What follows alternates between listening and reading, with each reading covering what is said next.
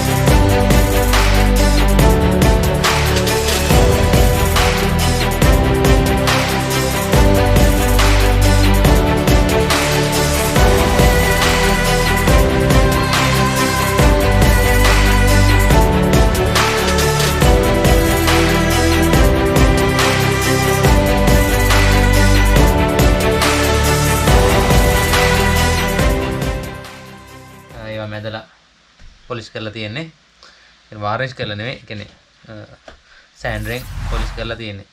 ඊට පස්සේ උඩටත් ගැහුවා සිල්වර් ෆොයිල් ගහලා ඉවරයි.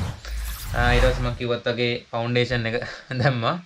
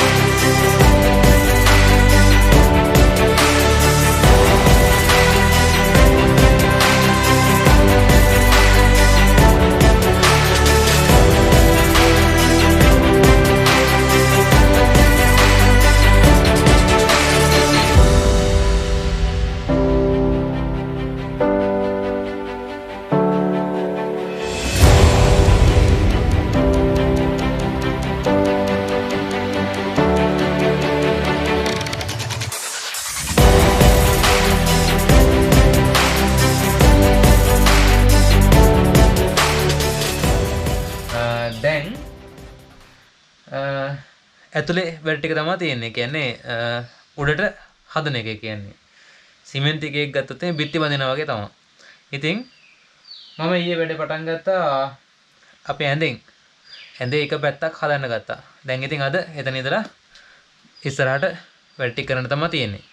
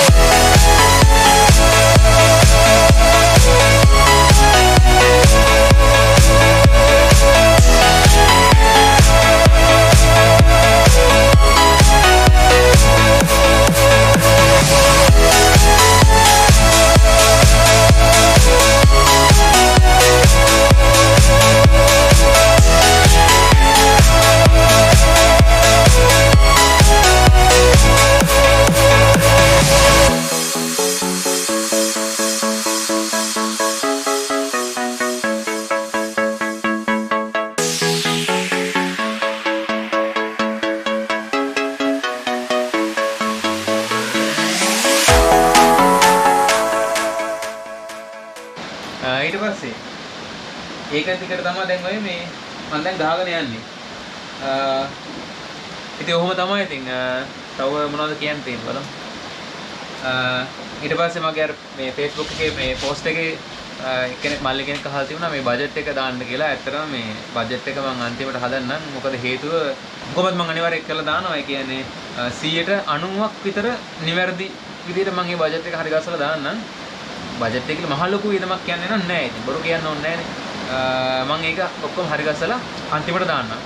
සම්පූර්ණ ඉවර කරලා පස්සේ මොකද අපි දන්නේ නැහැ තව ඉස්සරහට කොයි තරම් වියදම් වෙයිද කියලා. හැබැයි මේකට ගියපු දැන් අර පොඩි වියදම් කියන්නේ ඇනුවල්ට එම සෑහෙන්න මට වියදම් වුණා. ඒ කියන්නේ මම හිතන්නේ ඇනුවල්ට ගිහින් තියෙන රුපියල් දැනට